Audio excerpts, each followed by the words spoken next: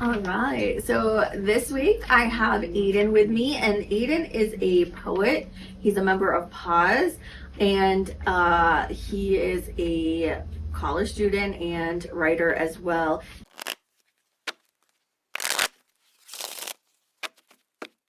He has his flyer to his visualizer film poem. It's called Bite the Rot, and you can watch it here on YouTube.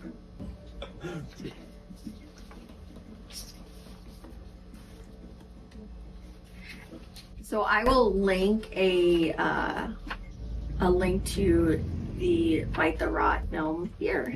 Thank you. So Aiden, how did your poem Bite the Rot come to be? So when I was in college, there used to be this program. It was part of the writing program there, by Katie Ross, and she would put on these like writing competitions, just about really close to Halloween, and it was like this spooky writing contest that she would have. And that's kind of where the poem originated from. It was kind of just like that, like that motivation to write and, like be in like that contest, and that's where it came in. But afterwards, after the contest and everything, I decided to create it into like this whole other world, because I had so many other ideas for, projects to come afterwards, and projects to just be like born from that one single ambition. That's cool. Did you always know that you wanted this poem to be made into a movie, or? Yes. No. Yeah. So I've always found it so interesting to mix what's written with what you can visualize, and I found such an appreciation for people in like movies that definitely do that. So the first time that I entered into that competition, I had done this painting, and it was I wrote in the poem, and I had done this painting that kind of reflected what the poem meant, especially to me, and I really appreciated that, and I wanted to create it into a definite like video that was so visual, and like something that had like the poetry overlay that is Bite the Rot. And I wanted it to be like that kind of world. So walk us through the process of making Bite the Rot, and you had Eden edit. How did you meet Eden? Did you meet her in school, or? So I actually found Eden on Instagram. She's just an incredible photographer, and I had found some of her work, and I was just so inspired by it. And I was like, I really love how she visualizes the camera, how she visualizes her subjects, and how she edits them as well. Is that's such a portion of photography is the editing part to it, and I really liked her work, so I was like, oh, okay, I'd love it to be part of this project. But yeah, I found Eden on Instagram. For Joanne and Ruby, I had worked with her at the pizza shop Dion's. And then Joanne, we had also met on Instagram, and we chit-chatted a little bit, and I pulled them into the project, and thankfully they said yes, and that's how it was born, basically. How long did it take you to create the film? Oh gosh. So filming, we spent 2 days in Ruidoso, just out in the wild, just doing our thing. And then afterwards, so that was last summer, and it was released in February. We started filming early August. So it took several months for it to fully be finished. But I had this idea years back. So it's been kind of like a balance of like a couple years ago is when that writing competition started, and then to now is when it was fully finished. That's a labor of love right there. Oh yeah. What inspired you to start writing poetry? I've always loved poetry. There's this one podcast that I really, really love. It's called Poetry Unbound, and I listen to it on Spotify, and that's truly where I find a lot of my inspiration, and that's where I find a lot of beautiful poems, and so many just talented artists, and so many just poets that see the world that I see the world, and it's I find inspiration is what inspires me. That's really cool. Did you always know that you wanted to write poetry, or I love poetry, yes. Poetry was definitely something that I have found a deep love for. Although I did take a creative writing class last semester, and I've also kind of really liked nonfiction as well, especially creative nonfiction. And most of the things that I have been writing recently have been more creative nonfiction than poetry, and writing is just so fun. So are you working on a new project right now? I'm working on several, yes. So obviously Bite the Rot, this is Act 1. Bite the Rot, Bite the Rot of the Silent Womb, Act 1, this is that project. The second one that I have planned is after Ruby's passing away. This is going to be Joanne's kind of world. And it's going to be called Bite the Rot Daughter. And it's going to be like that aftermath of losing Ruby, but she also has this pregnancy that she has to take care of. And that's going to be the second one. Ooh. And then I have ideas for a prequel as well that kind of sets up what the land is about and what the story is before Joanne and Ruby get to that land. When will the second one be coming out? Hopefully very soon. I'm also kind of working on my first book right now. Oh wow. So there's just so many things that I'm like, the world is amazing because there's so many things that you can just do. But yeah, hopefully end of this year, beginning of like next year. What's your book about? So my book, so when I was really little, I had lost my older brother, and I had this kind of like premonition or like this vision that his death would like soon become mine. And how old I am now is kind of the age that he had passed away. And so it's kind of like battling like that grief of like, oh, is his death gonna be mine? Is like, but it's also kind of like that gratitude of life as well. Mm-hmm. Wow. I bet that's very healing for you to write that book. Oh yeah. Mm-hmm. That's good. Do you have more local showings? Because I know you showed this locally, Bite the Rot, here in Roswell. Yeah. Will there be more showings coming up?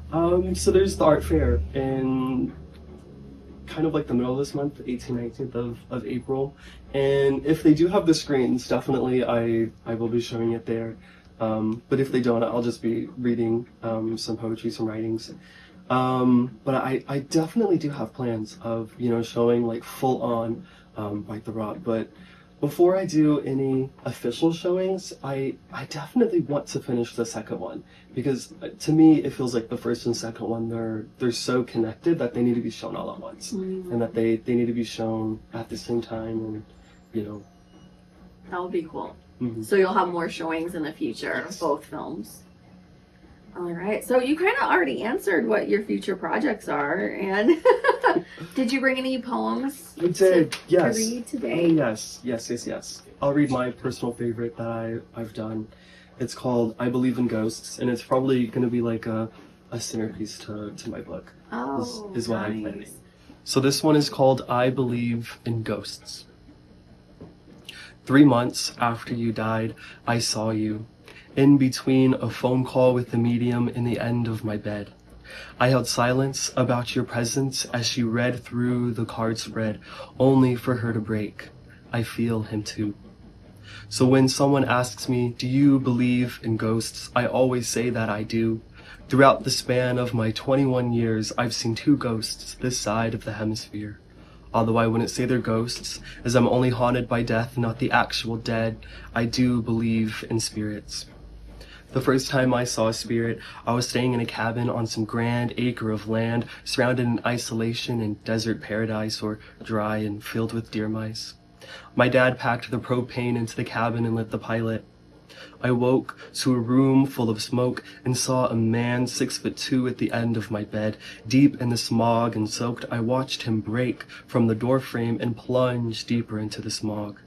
That was the first time I saw a spirit, which followed through 4 years since the death of my late brother, who died on that isolated land that caught fire and should have killed me.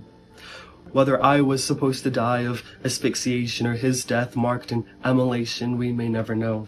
But both my father and I should have died, been asphyxiated in the night and left in the wilderness to rot. The second time I saw a spirit, It was 3 months after my significant other's brain swelled, and, well, I dwelled, as normal people do. I was on my bed in a medium she was reading out through a card spread, telling me all the things that I should have said, when a presence crept. I knew that familiar shred of brown eyes and curly hair that threads. It buckled down between the foot of my bed, and warmth went down my spine and left my stomach in a bind. Because I always dreamt he'd come back and leave me. But there I was, in a medium talking between my knees about astrology and I guess cups of kings. Eventually, you did leave. The weight left in the room, it became bereft. So spirits, they don't come when you call. They're not four-legged friends that beg to be mauled. It's the smell of work, still on your shirt. It's dishes that still sit in that sink, leftovers in the fridge. It's the feeling of gunpowder between two lips, the tug of war between the loss of intimacy and a fight to be free. We're all spirits, and right now we can speak. So I'll hold what I have left right above my cheek, and hope that if heaven is warmth with your presence so vivid, then hell is cold and much too frigid. And as the fabric of the veil has been torn like a casket split open, it's comforting, believing that nothing lost is lost. Thank you. That was I Believe in Ghosts. I love that. Thank you. I think I heard you read that at Oh yes, the open mic. Yes. When I met you. Uh-huh. That's Yeah. a great poem. No, I do love that one. That one's probably my favorite one that I've written. Although I don't believe it to be the best one that I've written. It's very personal to me, so I appreciate it a lot. Did you say you were gonna read another one too, or? I definitely can. Yeah, I can read this one. It's called Marrying American. It's about my great-great-grandmother, I believe. She escaped war times in Japan and came here, and I find it so interesting that she married an American soldier. Especially one that did fight in Japan and was definitely like not on her side when she was growing up. So it was kind of like that balance. And I compared it to my own experience with finding love in other men as I'm a queer man, as that sort of battle. Mm-hmm. Marrying American. I was 7 when you first hit me raising your right hand. From 6, when I was pulled on stage by a band of belly dancers because they saw me in my green dinosaur shirt, following and copying their movements, twisting and twirling my hips as they did. I found beauty in their confidence, their stride that echoed my tiny body wide. Being born a man, you always found me to be feminine, flamboyant. Like trees that flush in a vibrant pink before winter's frozen heart makes them bare. And for a father, you are the barest. As bare as the sea of Japan that Nana stretched wide, leaving the Second World War behind. And when I saw her for the first time in a Walmart checkout aisle, carrying a single basket to feed only her mouth, I didn't think about the entire cart that my father and I had to feed our family of 4. No, I was only reminded of the time of you, as a little girl pushed in a convoy leaving Hiroshima, as the threat of war came in like the smell of ginger and fish boiling on the stove, your boat being the only one pushing through the blockade of American soldiers torpedoing civilians, as you torpedoed through bowling pins during the rest of your life in a foreign country, conforming to a culture that destroyed your adolescence. Stories I only learned leaning over a kitchen table filled with American food made by my biological father, your grandson. Talking about how you learned to be a seamstress, sewing and weaving that racial hatred of the 70s into cherry blossoms of your life. As those same cherry blossoms lined 3rd Street where I grew up. I remember hearing you in tears after being gifted a rice cooker. So now you could boil warships into a homemade meal. And you left it all behind, found love and married an American, a soldier. And I found love in the same vein, in the same way that separated you from your family, because how could you marry? How could you marry an American man, an American soldier? But I found love in them too. in the works of feminine men, in the works of Sufjan Stevens, and I found love through ocean's words, learning that on earth we truly are just briefly gorgeous. So I copied them. In the same way, I raised my right hand like a band of belly dancers, like how you raised your right hand to me. How the ocean rises its tides, bringing new life to marry an American. And when the belly of that beast has reached our shores, filled with men, women, and children, escaping a reoccurring war, may they rise up and remind me of the 2 cherry blossom trees that rose out of 3rd Street. They chopped them down 3 months after you passed, their stumps now mounds of your existence 6,000 miles back to your life in Japan. And I want to honor them. Those few trees, those men with feminine voices for breaking the soil, the world in, for my tender words. Sufjan Stevens, Ocean Vuong, Elliot, I will lower my right hand for you. As low as I can, as low as the bomb that rests on Japan, and I will write for you. I was marrying American. I like that. I like that one too. I like the line where we're only beautiful briefly, or that's great. You got a lot of great lines in there. Thank you. Yeah, that's based off of Ocean Vuong's book On Earth We're Briefly Gorgeous, which is a gift from one of my teachers at the college. She gave that book to me because she found out that my favorite poem was actually written by Ocean Vuong, and I'm just so thankful for that. What a beautiful gift. Mm-hmm. Your part 2 of Bite the Rot, when will you be filming that? Hopefully this summer. Okay. Hopefully this summer. Which I'm super excited about. My idea for this one, since the first one of The Silent Womb was very much poetically driven, very much like vocally delivered, the second one, Daughter, is going to be completely silent. It's going to be like a complete shift. And it's just gonna be the noises of like creeks, or just like the noises of her just walking around the forest, maybe like some hums here and there, but there's gonna be no speaking parts, and there might just be like a small like orchestral kind of like moment, but it's gonna be so audibly different from the first one, and I feel like that contrast will be super fun to see. Wow, very cool. Is there anything else you'd like to share or add or tell us about? I think I'm just honestly just so grateful. When I started this project, I had no idea like where it was going to go, like what it would lead me to, and I'm just so grateful for Pause as well, for Helen Walters, the president of Pause, I guess. Mm-hmm. There's so much talent in that group, and there's so much opportunity within that talent that it's trickled down to me, and I'm just so endlessly grateful for all that they've done, all the support that they've shown as well. If I could say something, it would be thank you, honestly. Are they helping you write your book too? I actually haven't brought it up yet. You're the first person that I've ever talked to about this, so it's it's gonna be super fun. But yeah, definitely if I do need a little bit of assistance, I know that there's I think that senior circle here in Roswell has actual like prompts, and has actual like they'll critique what you do, and they'll like say like positives, and I feel like that's probably more where I would ask for assistance, but still, again, I'm so thankful. That's awesome. Mm-hmm. It's great that there's a writing community here that can be so supportive of each other. There's a lot of established authors in the group, so yes. No, there are. There's so much talent in Roswell as well. Like, Roswell has a huge artist population, and it's phenomenal. It's crazy. It is. You don't feel that it's too oppressive here?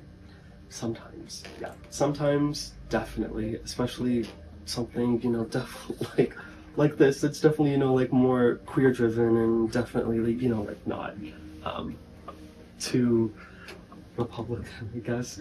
Yeah. But like this is the shift. This is the beginning parts of like a moment that hopefully creates that shift and not a divide. Mm-hmm. is what I'm hoping for. I think Roswell has a lot of talented people, but I personally find it difficult Yeah. to live here, and I'm just a woman, and Yeah. living here as a woman is difficult. So I couldn't Mhm. imagine being queer living here, because the things the level of sexism here Oh yeah. is like out of this world. So I can just Yeah. imagine being queer here and like the level of Yeah. discrimination. I'm like even from vice versa as well. I'm living in my shoes, but I'm not living in your shoes. So it's definitely like there's challenges and there's like turmoils and trials, but hopefully one day there's an overcoming of it. And I guess maybe just more people coming here Yeah. Oh, and yeah. expanding and opening minds. Yeah. No, totally. Which is what I'm super excited for at the art fair, is to really see like the demographic that shows up, and to kind of like pick their brains and like see the people that are gonna come. Sorry. No, you're good. Is this the art fair at the Wool. Where is it at? Wool. The Roswell Wool. Where's that? It's on 2nd Street, I think. Like I'll have to see, but it's like 404 2nd Street, I think. I don't know. I don't know for sure. Because I know New Mexico Military Institute is doing their kind of like art like expo for their students this month as well. So I wasn't sure if it was there that you were talking about or no. So there's a bunch of art things going on this month. I know, it's so cool. Yeah. Okay. No, great. April, I feel, has definitely been like a good month for me and for artists. But yeah. Awesome. Well, thank you so much, Aiden, Thank you. for being a part of this and letting me interview you and share your video on my channel. Oh, yeah. And hopefully maybe Eden was supposed to join us, but unfortunately she wasn't feeling up to it. So maybe in the future Eden can come on and talk about her editing process and show off her photography, because she's a photographer. And is she a poet as well? I don't know exactly, but I do know that she does photography and whatnot, and but I don't know about the writing aspect, if she's a part of that too. She definitely might be. Totally. I know that Joanne, one of the actresses in here, she's a writer. She writes a whole bunch, but I don't know about Eden. You do photography as well, yes, right? I do. So do you do that professionally, or? Not professionally, more of like a hobby. So my contribution to Bite the Rod is I created it, I filmed it, I wrote it, directed it, paid for everything. You did it all. I did. Except acting it. Yeah, except acted it. And Eden edited it, because I was like, editing is not my thing. Yeah. I can do photo editing for sure, but video editing, it's such a different beast, and it's so much more intricate and so different. That's why I have my husband edit. He's my editor, because I don't like editing. It's my least favorite part. No. Yeah, like I can do everything else. I think everything else is just, so much fun part of the process, but editing is just, oh my gosh. It is. It's labor intensive, Yeah. and you have to be like very precise. You do. Yeah. Absolutely. My husband taught me how to edit, and I've gotten better, but Uh-huh. I like to leave it up to him to do. So you create art too. What's your medium you work with? So I honestly work with just about anything that I can. I paint as well. I do ceramics. I can do pottery. I've built a few sculptures as well. I've basically kind of done just anything that I can get my hands on. I've done a few paintings before. I can do ceramics. I've made a couple sculptures. I can do pottery, that sort of thing. Drawing, not so much, but painting for sure. But I have found such a love for writing. I would put that as like my number one type of medium that I prefer, and then maybe like photography second, and then like get into the other crazy arts like painting and whatnot. But yeah, other than that, that's just about it, honestly. Yeah. Other than that. Yeah, not that much. But. Just a very creative soul right here saying, oh, but it's not much. I know. All right. Well, thank you, Aiden, so much. And Thank yeah, Mhm. let me know if Eden wants to come on, and I can Yeah, arrange have you both back or have her on or whatever. Yeah, no, of course. No, yeah, thank you. And keep me updated on future releases, and so I can promote it on my channel Thank you. and upcoming events. Thank you so much. You're welcome.